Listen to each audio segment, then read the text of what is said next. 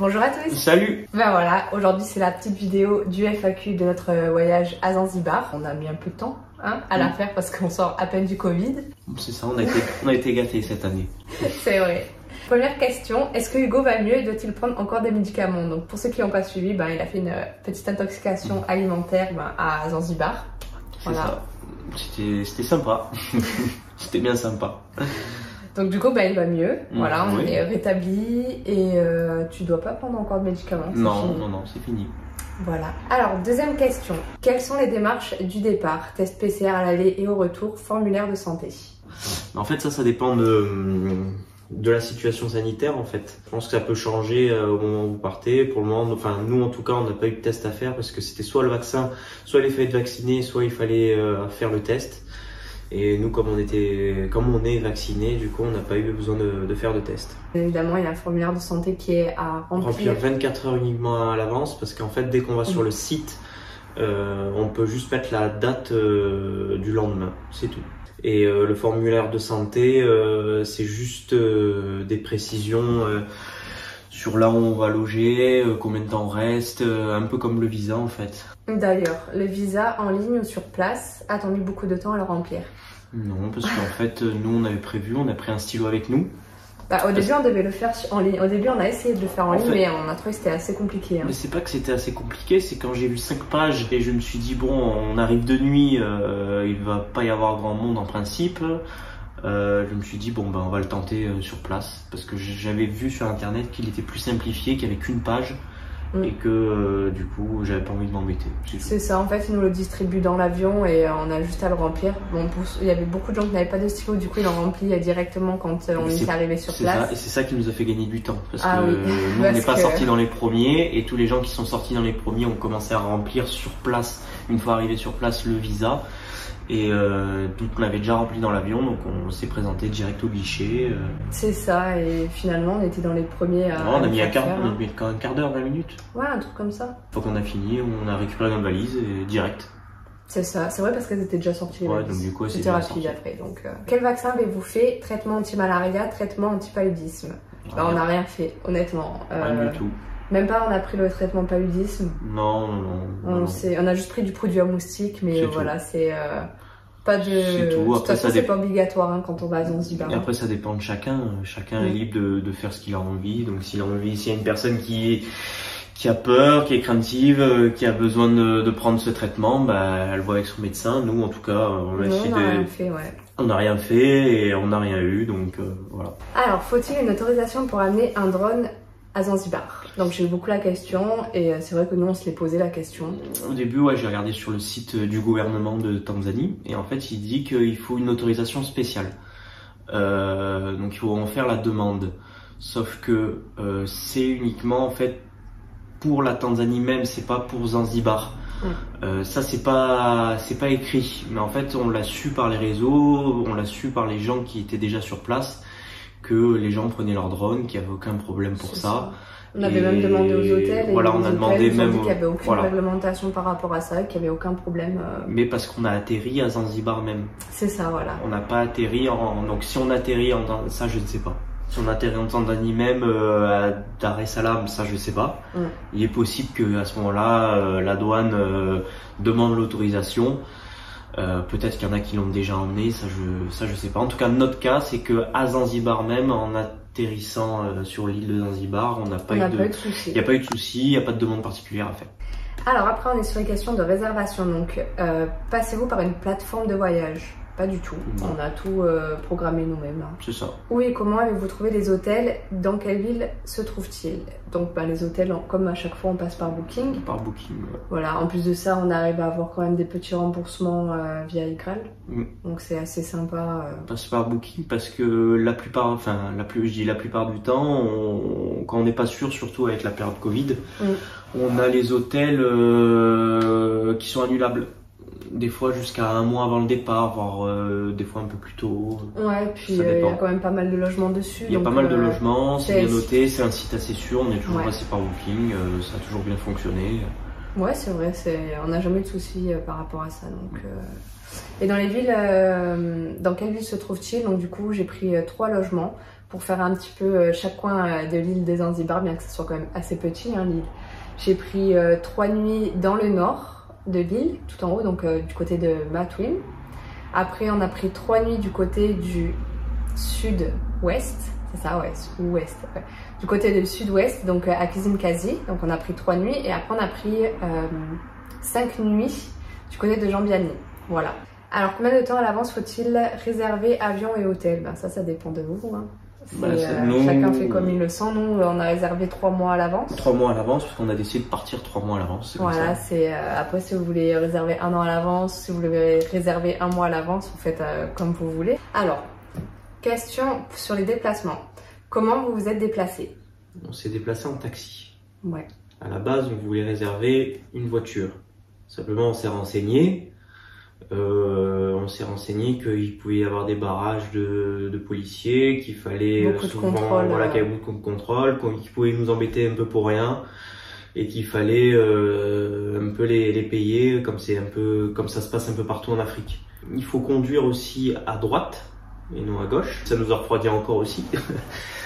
Et en fait, on s'est renseigné sur les taxis, et nous, on avait déjà un peu réservé un peu nos taxis un peu à l'avance. Alors, quels sont les tarifs moyens en taxi pour les trajets? Bah, ça dépend, hein.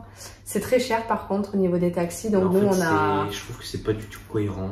Ouais, c'est ça. Après, nous on a vraiment minimisé nos trajets, c'est pour ça on a fait nord, le sud-ouest, sud-est.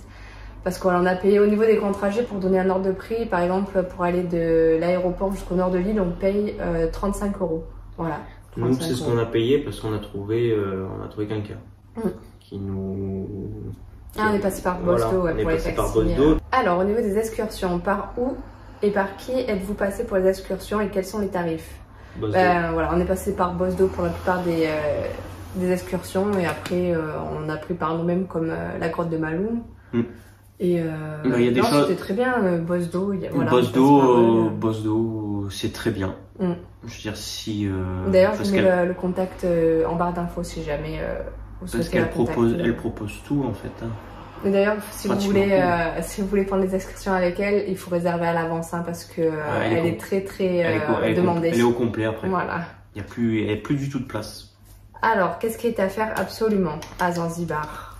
Bah déjà, Nakupenda bis, pas le vrai, parce que le vrai il est blindé. Ouais, et puis il n'y a aucun intérêt de faire le vrai pour être blindé, alors que juste à côté il y en a un plus petit, il n'y a personne. Vous êtes seul, quoi.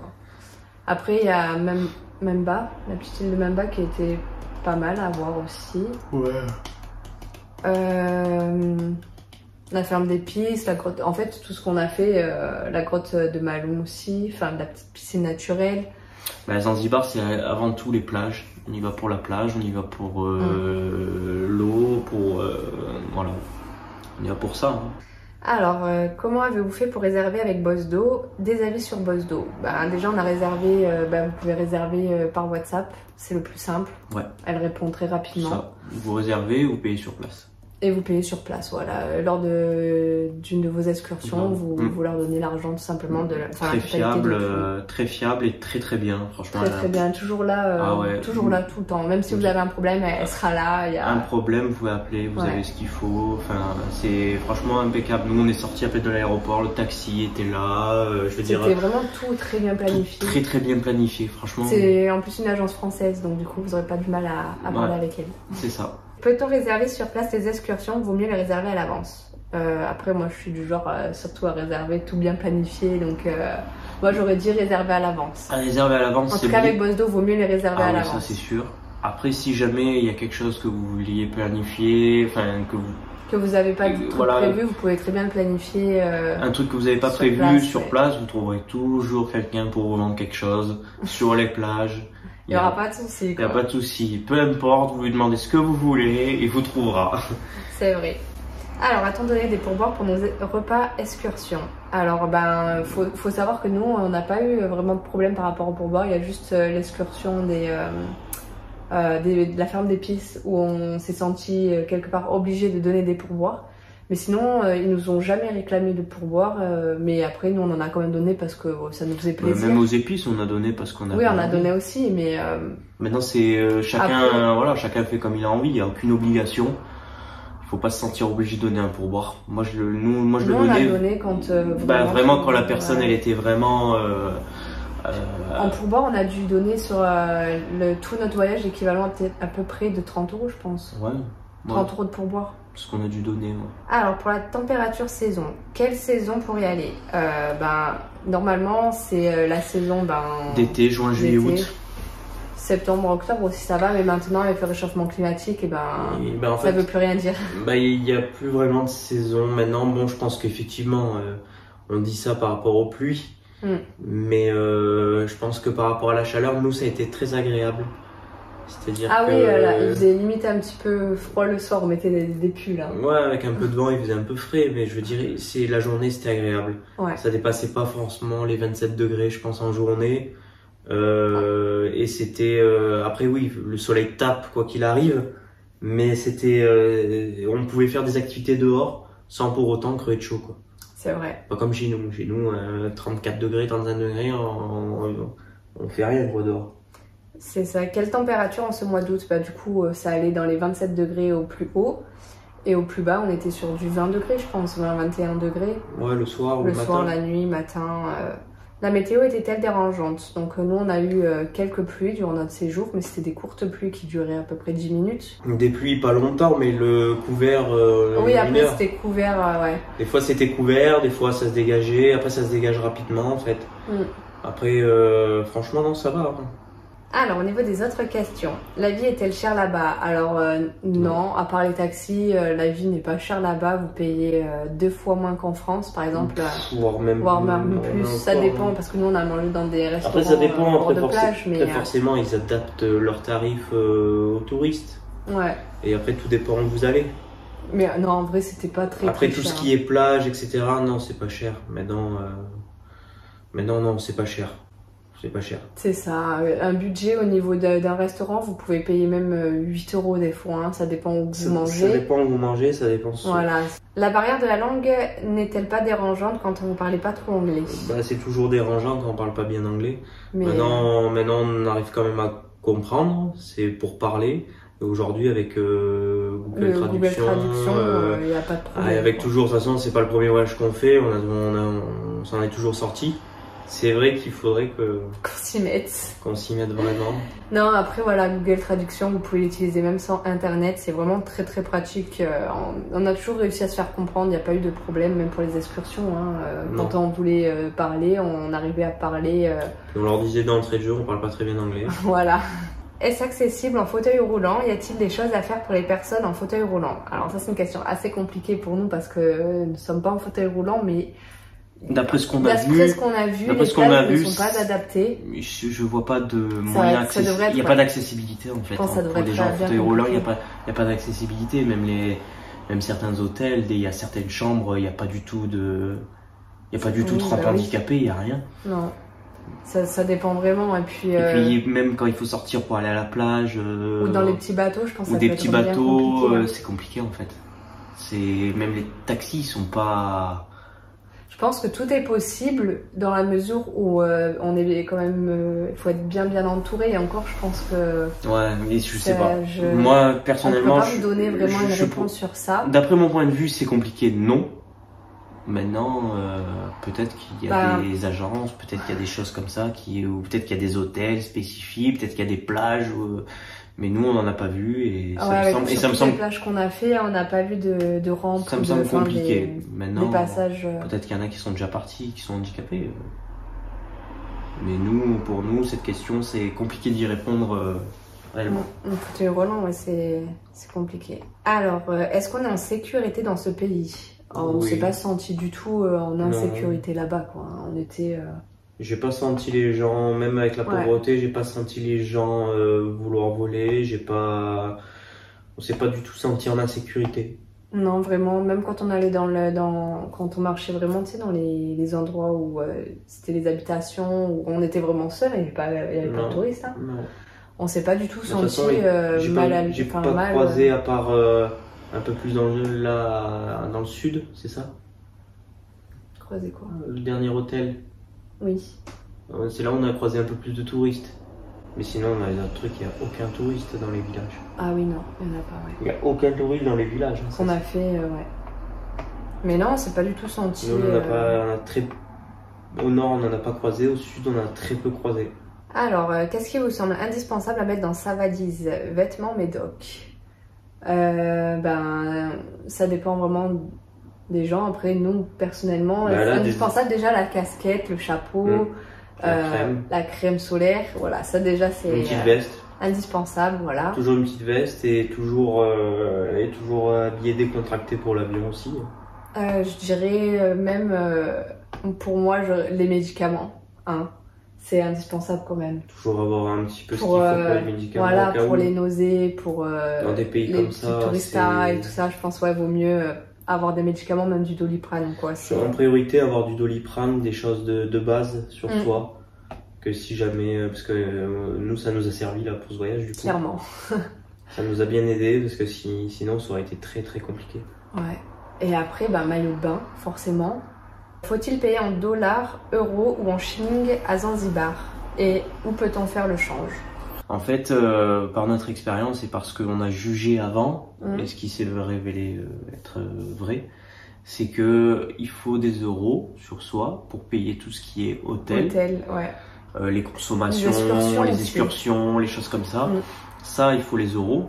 Ça sert à rien de les échanger parce que dans tous les cas ils convertissent. Ils vont convertir, donc ça sert à rien de les échanger. Et ensuite derrière avoir des shillings. Nous des shillings ça nous a servi pour nous acheter des petits trucs, pour les restaurants. Pour les restaurants, parce que c'était plus avantageux de payer en shillings.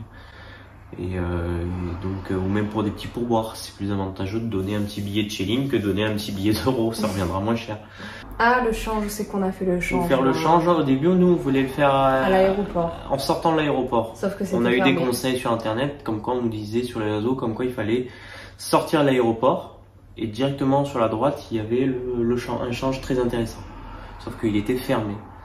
Et du coup, nous, on a demandé à notre premier hôtel, quand on a réservé le taxi, on a demandé d'aller faire un change dans un endroit où c'était pas cher. Ouais, voilà, tout simplement. Et finalement, c'était pas cher. Non, oui, pour 500 euros, vous payez 15 euros de frais. On a payé 15 euros de frais pour 500 euros d'échange en shilling. Ça va, franchement. Donc je trouve ça très raisonnable. Si vous deviez faire un classement des activités à faire, le meilleur que vous avez préféré? Maloum, moi j'ai bien aimé la grotte de Maloum. Parce que c'était vraiment beau. C'est authentique, c'est beau, ça a vraiment, franchement le cadre est magnifique. Non, moi j'ai bien aimé la grotte de Maloum. Ouais. Après toi, je sais pas ce que tu... En fait, un peu tout, Après c'est un ensemble de choses, il n'y a pas une activité, vu que c'est que des activités... un peu de plage et tout ça, de plage. C'est le snorkeling en général, c'est sympa. C'est ça, il y a plein de choses qui sont bien en fait, il n'y a pas de... Moi en tout cas je peux pas donner un moi aussi j'ai du mal à donner un classement vraiment hein, c'est pas comme s'il y avait eu un truc en particulier à faire parce que... Après en question j'ai eu d'ailleurs quelle bande de sable avez-vous préféré entre du coup Pangum et Nakupandabis. C'est différent après Nakupandabis. Voilà, Nakupandabis. Parce que pourquoi? Parce que il y avait moins de monde, beaucoup moins de monde, et qu'on a fait l'excursion pour ça en fait. Oui, voilà. Nakupandabis. On n'a pas fait... Même si Pangum était très très beau et que cette journée était bien parce qu'on a vu quand même des fonds marins exceptionnels. Hein. Franchement, c'était magnifique. Hein. Ouais. Ouais, c'est... Avec ses méduses. Non, vraiment, tout était bien. On pourrait pas dire un classement vraiment... Ce qu'on a regretté de ne pas avoir fait, c'est Stone Town, vraiment, par contre. Ouais. Parce que Hugo était malade. On l'a visité comme ça. Mais on n'a pas fait ça à pied, on n'a pas fait... voilà, c'est quelque chose que j'aurais voulu faire, même de nuit, là. Ouais, non, franchement, ouais, c'est vraiment un regret, ça. C'est l'une des choses que j'avais en tête, en fait, avant de partir. Je voulais vraiment faire ça. Alors après, du coup, dernière question. Budget détaillé du voyage pour deux, après ça dépend vraiment, hein. Nous on parle pour nous par rapport à ce qu'on a pris. Par rapport à ce qu'on a pris, on va... Faut compter, j'ai déjà calculé. T'as tout calculé? 4000 euros tout compris. Après, vous pouvez en avoir pour bien moins cher selon les hôtels que vous prenez et selon ce que vous mangez. Nous, quand on part en voyage, on se prive pas forcément. Hein. Quand on part en voyage, quand on part en voyage, nous, c'est restaurant tous les jours. Quand on part en voyage, c'est restaurant tous les jours. C'est ça, on se prive pas parce que sur l'année, voilà, on sort pas forcément sur l'année, hein, on n'est pas des personnes qui mangent tout le temps au restaurant, qui font énormément de choses. On est sage. Du coup, quand on est en vacances, on se dit, nous quand on est en vacances, voilà, c'est ça. Nous quand on va en vacances, on profite vraiment à fond. Enfin, on essaie de profiter à fond. Alors que quand on est chez nous, c'est pas qu'on profite pas, c'est qu'on est vraiment casanier en vrai. Hein. On dirait pas, mais sage, vraiment, on est calme. Et après, j'ai une question que je me suis pas notée, mais qui peut être intéressante pour vous également. C'est quel classement on lui donnerait à Zanzibar par rapport au voyage qu'on aurait fait? Ça va peut-être vous surprendre. Vraiment. Ça va peut-être vous surprendre, attention. Hein, après, ça dépend vraiment des personnes. Ça dépend vraiment des personnes et ça dépend de ce qu'elles ont fait, effectivement. Si moi, on m'avait inclus un safari de 4 jours et qu'on m'avait dit j'irai à Zanzibar ensuite, il serait sûrement allé haut dans le classement. Oui, peut-être. Mais en tout cas, nous... au niveau du classement, Bali reste vraiment le numéro 1. En deuxième, on place la Laponie qui a été vraiment exceptionnelle, que même moi je mettrais limite équivalent à Bali tellement c'était vraiment un voyage extraordinaire. C'est vrai que c'était quelque chose d'assez... Et Zanzibar, Zanzibar... C'était très très bien, c'était très très beau, mais en fait je pense que nous on a plus l'habitude quand on voyage de faire beaucoup de choses, visiter beaucoup de choses, et là c'était vraiment quasiment que de la plage. La Guadeloupe, je pense je la mettrais en 3. Ouais, la Guadeloupe en 3e, et Zanzibar du coup en 4e. Et Thaïlande? Et la Thaïlande en 5e je pense. Ou peut-être Zanzibar avec la Thaïlande. J'aurais mis quand même la Thaïlande 4e et Zanzibar 5e. Ouais. Parce qu'en fait, c'est pas que c'était pas bien, mais c'était la diversité des choses. C'est-à-dire que durant tous nos voyages, on a toujours fait des choses vraiment différentes. C'est-à-dire qu'en gros, il y avait de la visite. Quand je dis de la visite, c'était en fait, il y avait de la montagne, il y avait de la mer, il y avait... En fait, c'était très diversifié. Voilà, et très diversifié. Là, c'était, alors on s'y attendait. Hein. C'est que de la plage. C'était que ça. Enfin, donc... Oui, voilà, comme tu dis, on s'y attendait. Et puis, par contre, au niveau plage, c'était les plus belles plages qu'on ait vues. Clairement, par rapport à tous nos voyages qu'on ait fait, c'était les plus belles plages qu'on ait vues. L'eau, c'était la plus belle, la plus turquoise. Dans tous nos voyages qu'on a fait, franchement, il n'y a pas eu... C'était vraiment quand même les plus jolis paysages quoi, au niveau de plage. Oui, ça va. Après, je sais pas si ça nous a... Le fait qu'il y ait eu l'hospitalisation dedans... après, derrière, il y a beaucoup de choses aussi qui alternent le jugement sur le fait de l'hospitalisation. J'ai pas pu profiter pleinement de certaines choses. Parce que la fatigue derrière, parce que mine de rien, il y a quand même la fatigue, le corps est fatigué après une intoxication alimentaire. Donc c'est dur de profiter à 100%. Puis la faim, elle était pas vraiment là aussi. Quand on n'a pas vraiment faim, les restaurants, c'est compliqué de profiter aussi. Puis derrière, quand on est rentré, on a eu le Covid. C'est vrai que ça... Donc ça aussi, voilà. Mais sinon, non, ça reste C'était un très très beau voyage. Ça reste un très beau voyage. C'est simplement, voilà, c'est par rapport à notre expérience, par rapport à nous, ce qu'on a fait. C'est notre décision, notre choix. Voilà. En tout cas, je vous ai fait vraiment un article tout détaillé de tout ce qu'on avait fait avec les budgets des excursions, le budget de notre voyage complètement détaillé. Je vous le mets en barre d'infos, c'est sur mon blog. Voilà, comme ça vous pouvez, si jamais vous voulez vous planifier ce genre de séjour, vous n'êtes pas obligé de passer par une agence parce que vraiment c'est très très simple de le planifier, de le programmer soi-même. Du temps en fait. Ce qui est beaucoup mieux parce qu'on dépend de personne, on fait les choses comme on le souhaite, on voit ce qu'on veut voir. Et c'est plus simple en vrai. Et s'il y a un truc qu'on a planifié qu'on n'aime pas du tout, on se casse, on va faire autre chose. Voilà, c'est ça. Non, vraiment, si c'est vos premiers voyages ou quoi, on vous conseille vraiment d'essayer de le faire par vous-même et vous verrez que ça peut être que formidable. Final, vraiment. C'est très simple parce que comme la Guadeloupe ou Zanzibar, c'est des destinations qui sont des îles. Voilà, des îles qui sont simples à planifier parce que c'est petit. C'est petit, c'est pas du tout compliqué. Voilà, et puis voilà, comme je vous dis, voilà, j'ai fait un blog qui peut vous aider justement à le faire par vous-même. Ah oui, le plus simple, c'était vraiment la Laponie. C'était trop bien. Il y avait tout à côté en fait. On faisait un quart d'heure de route maximum. Ouais, c'est ça. C'était super simple, on réservait un truc, et la plupart du temps, quand on réservait quelque chose, ils venaient nous chercher, même si on avait la voiture. C'était simple, Donc au final, après forcément, il y a des destinations peut-être un peu plus compliquées à organiser seul.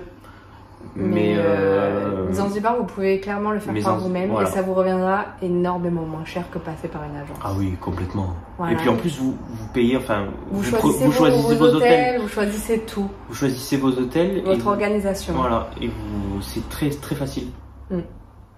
Voilà.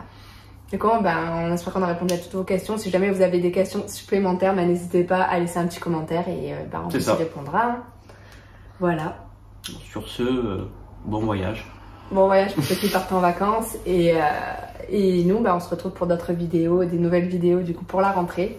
J'espère que ça vous plaira. J'ai encore rien planifié, mais je vais planifier tout ça. Pas de voyage. Hein. Non, pas de voyage. Ça sera surtout sur des événements, sur des recettes Noël, Halloween, automne, DIY, enfin oh là là, j'ai trop hâte. Voilà, donc du coup on vous souhaite une très bonne soirée, vu que la vidéo sera publiée un soir, et on vous fait des bisous.